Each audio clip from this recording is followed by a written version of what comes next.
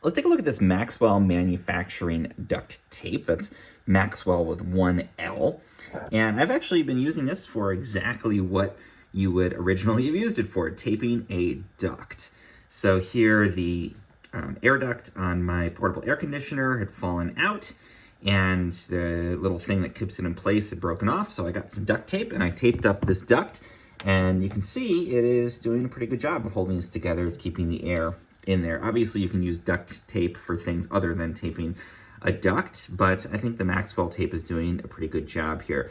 It is not as thick, I would say, and as sticky as some other duct tape that I've used. It's a little bit thinner, a little bit less sticky, but it does have that kind of classic duct tape, shiny metallic type of look.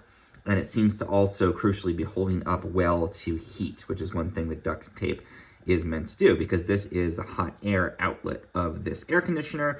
As it cools the air in the room, it blows the hot air through this duct and outside.